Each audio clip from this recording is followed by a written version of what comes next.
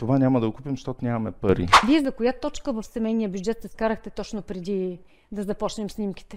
Научаваш се след първото дете. Първото дете винаги е пилота, който те научава и теб самия. Какво точно е необходимо и какво не е необходимо, защото правиш много неразумни покупки в началото. За да отглеждаш дете, ти трябва цяло село. Това е ключово според мен, нали? Да има търпение и любов в едно семейство. Ти ги кушкаш повече ги обичаш, мен никой не ме иска, защо, нали, защо сте искали 3 деца? Децата се учат да спестяват и да решат да си купат нещо по-качествено, нещо наистина, което искат. Виждам себе си в всяко едно от децата. Дори неща, които не искам да виждам, нали, дори и такива неща виждам.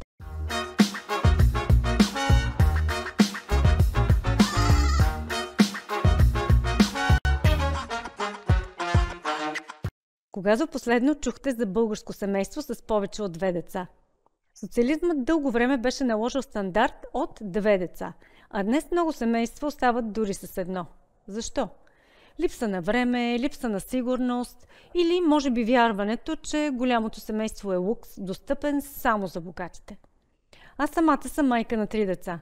И често, когато споделям това и уточня, че третото не е плод на случайност, се натъквам на следния коментар.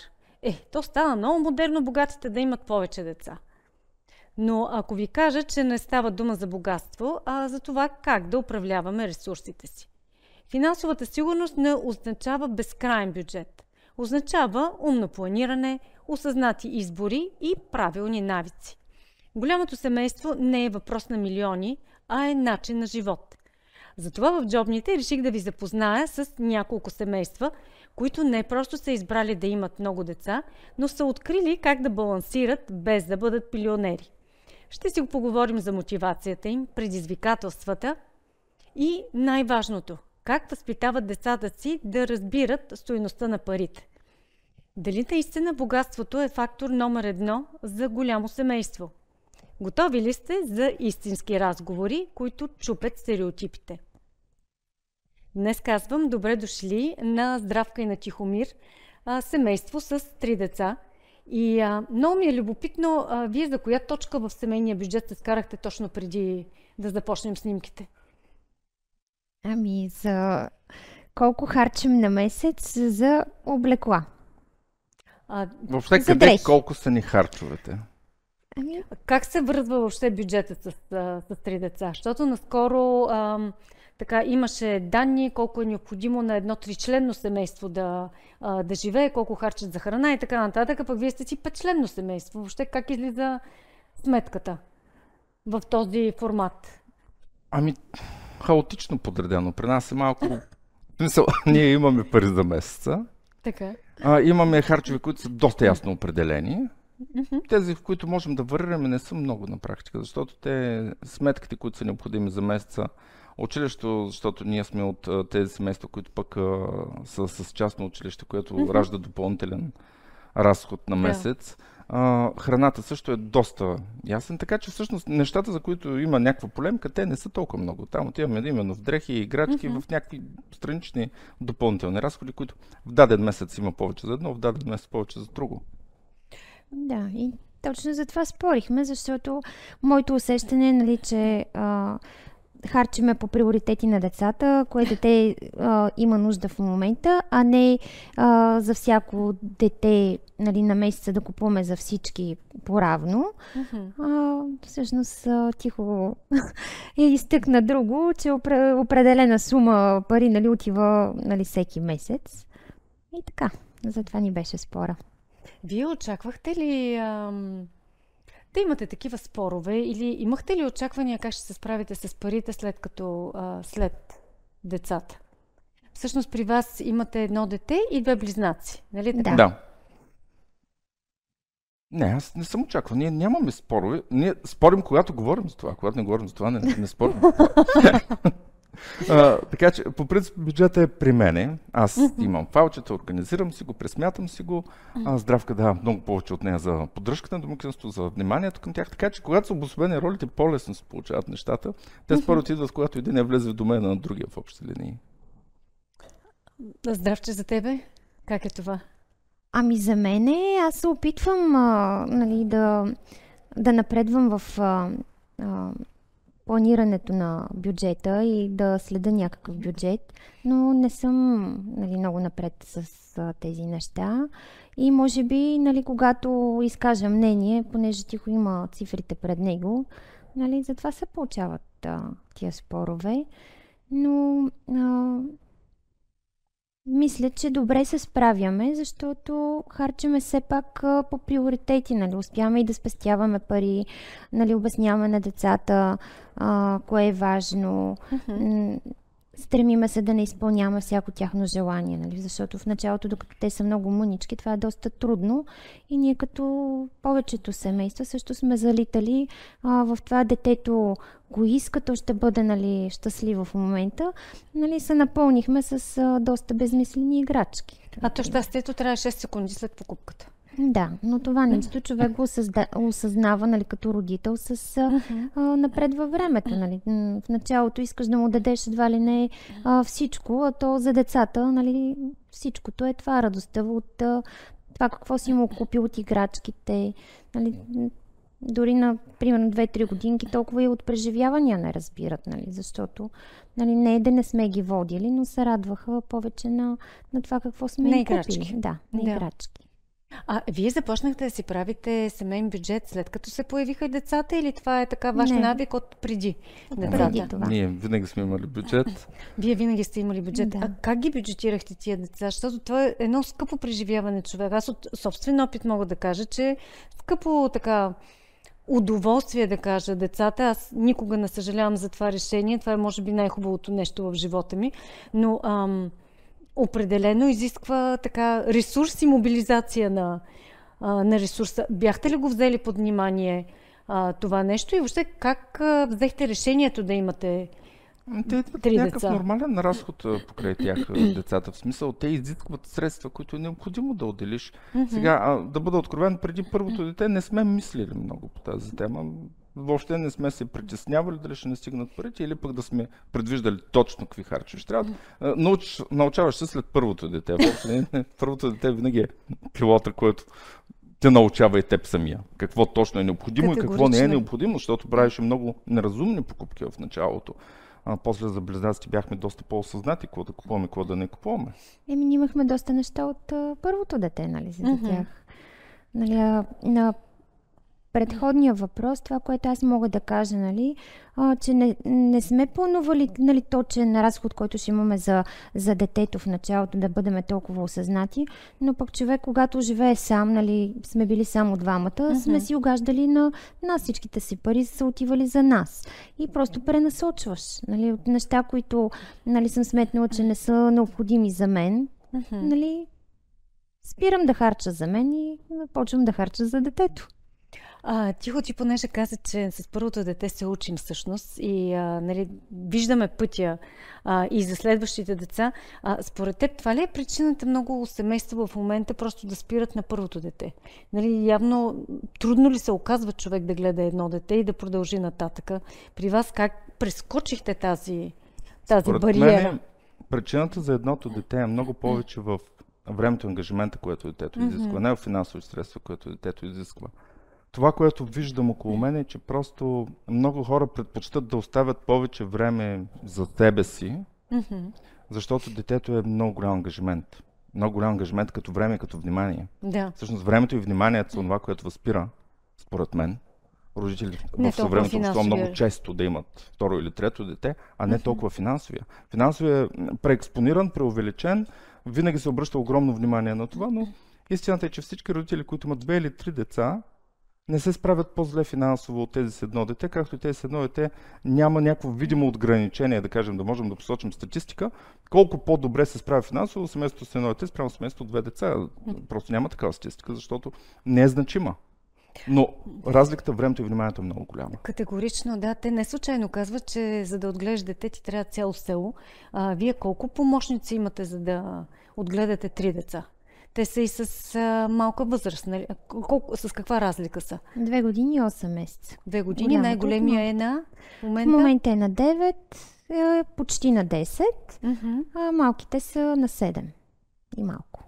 Какво коства здравче да отгледаш 3 деца, особено когато са Ами, по-малки, с тази малка разлика? С това малко се надценихме, в смисъл, но ние нямахме време, защото стартирахме доста късно с първото дете. Аз го родих на 35 и просто нямаше за кога да чакаме.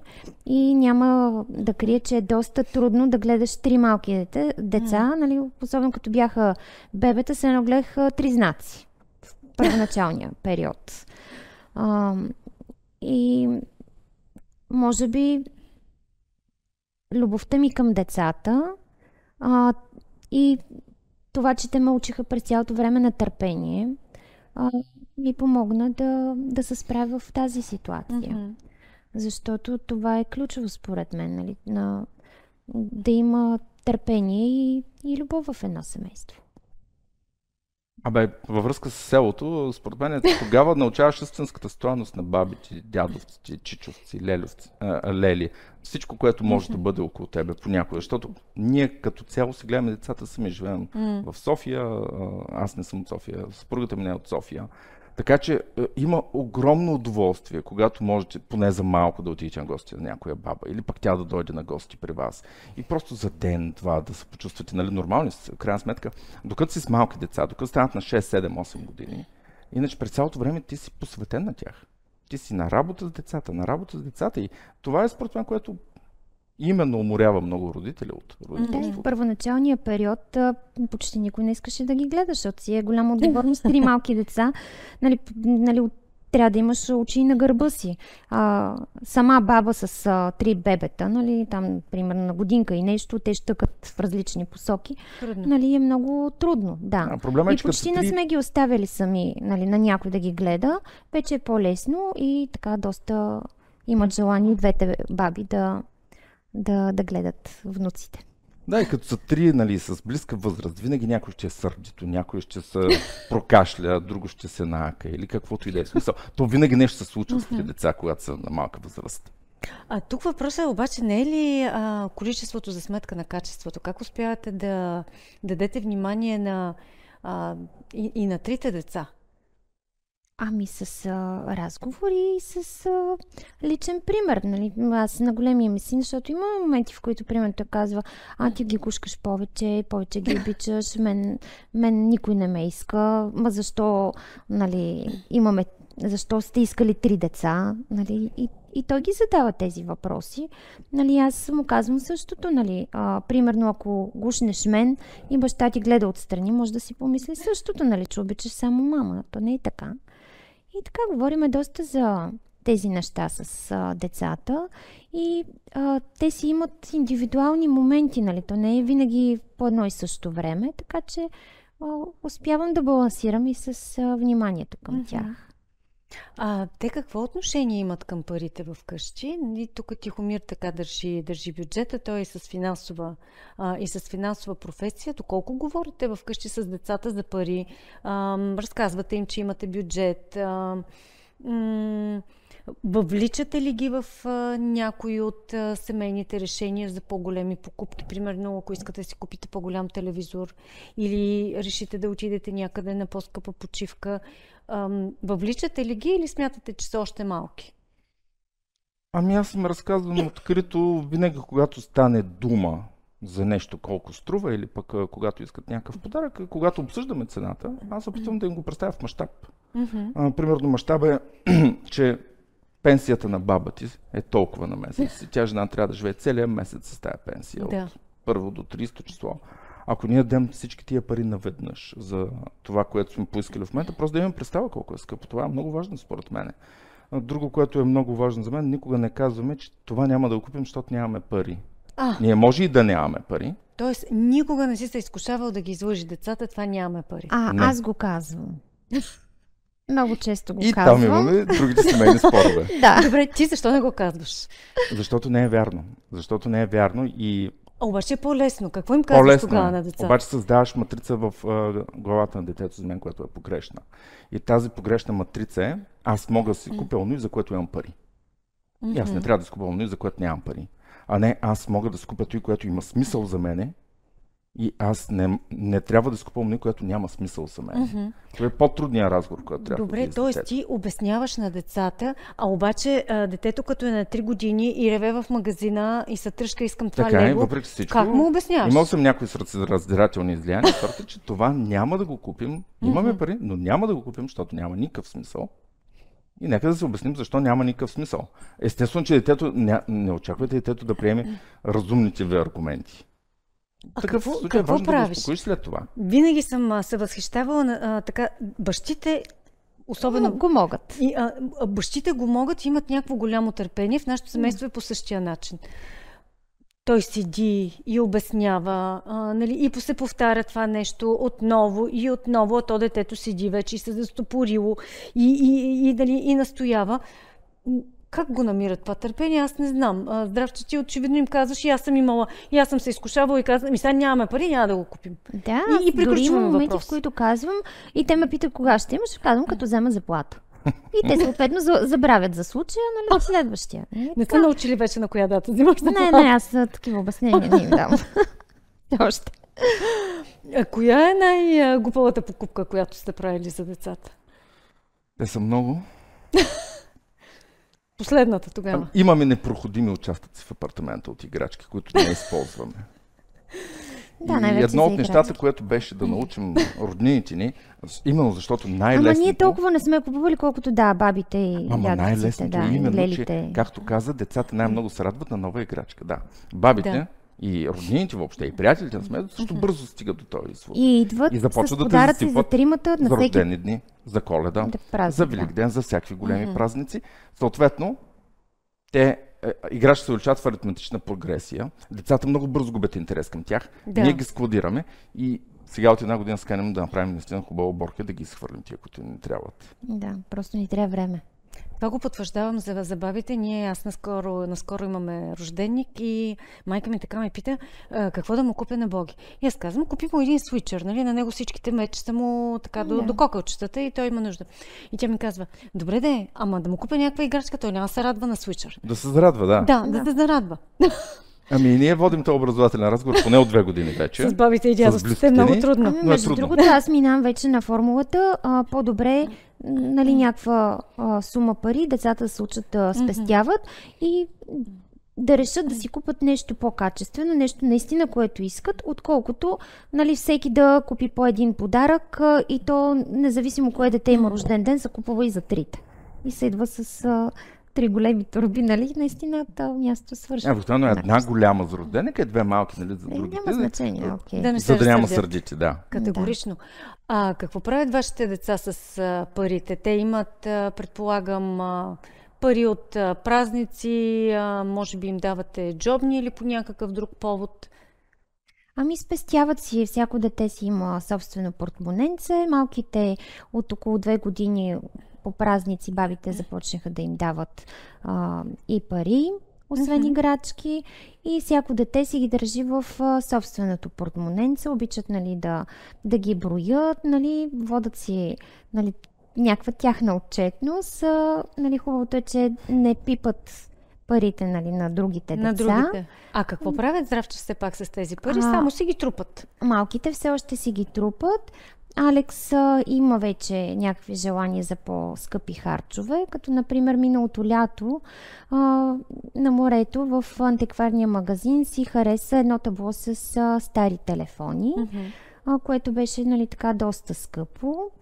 Той ли си го купи? Ами, в крайна сметка, да, в началото не му стана приятно, че трябва да изхарчи всичките си пари, но много го искаше това табло. И аз му казах, взимаме ти твоите пари и ти додаваме, нали, сумата, която не ти достига. И той няколко пъти, мамо, ма ти наистина ли ще ми вземеш всичките пари? Аз казвам, ма ти наистина ли го искаш това табло? Защото за мен е пълна глупост. Какво ще го правиш това табло? Нали, аз очаквах, че ще си го закачи на стената, но в крайна сметка той го разглоби и той се оказаха, нали, само капаци и гърбове на телефоните. Имаше един-два така работещи. Той доволен ли от тази своя покупка? Да, много е щастлив, между другото, от тази своя покупка. Да, все още. Но за мен той получи ценен урок, че едно такова желание може да му да му струва твърде скъпо и нали, да остане абсолютно без нито На една практика стотинка. всичките Да, пари. всичките пари да си изхарчи. И след тази покупка, между другото вече това са 6 месеца и повече, той не е пожелал нищо друго да си купи. От Но той лагера, сега вече сигурно и няма и пари да си има, купи. спестява, ходи на лагер и когато ходи на лагер, той не харчи си ги всичките пари. спестява. Харчи, купува си някакви неща, купува и подаръци, нали, за брат си, сестра си, за мен, за баща. А вие кое насърчавате повече? Детето да спестява или да изкарва пари? Той Алекс вече е почти на 10 години. Има ли някакви идеи, с които изкарва собствени пари? Ами все още не ги е осъществил. Има разни идеи. Иска да продава някакви неща, нали, които е направил сам. Например, сега за Коледа получи маркери, с които може да рисува върху камъчета. Има много мидии камъни, които сме събрали от морето. И той ще направи бизнес за следващото лято. И той така иска да рисува разни неща върху камъчета като сувенирчета и да ги продава, като отидем на морето. Много се пали да създава и някакви канали в YouTube, да показва някакви неща, има някакви гледания, реакции, идва им се хвали колко. Ама още няма плащащи последователи, може би. Не. Много сме далеч там, но виждам, че има голям заряд. Другото, което е направил, ми се похвали преди няколко дни в някаква платформа за игри, е създал негова игра и каза, че вече я е пуснал и има играещи. Има играещи. Да. И ние така, и Божидар го записахме на програмиране за игри. Защото го убедихме, че е по-добре да е от страната на тея, които пишат и получават пари, отколкото на страната на играещите. Да. Така че мога да споделя. Един такъв въпрос ми хрумва. Алекс вече в тая възраст, в която започват децата да се сравняват. Нали? Едното дете има това, другото онова. Сблъскват ли сте се с този казус? Всичките ми приятели имат, не знам, тая шапка или този телефон, защо само аз нямам и не искате да ми го купите? Ами, все още не сме, защото в училище те ходят с униформи. И всичките деца са облечени абсолютно еднакво. Да. Той не е и такова дете, което, нали, да се впечатлява кой каква шапка носи, какви бартонки носи. Телефон той има. Има телефон от доста малък.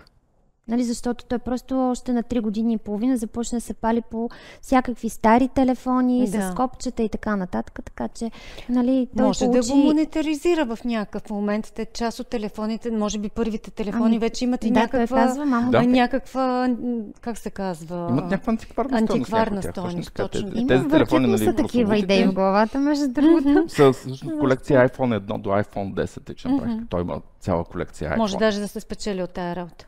Да. Добре.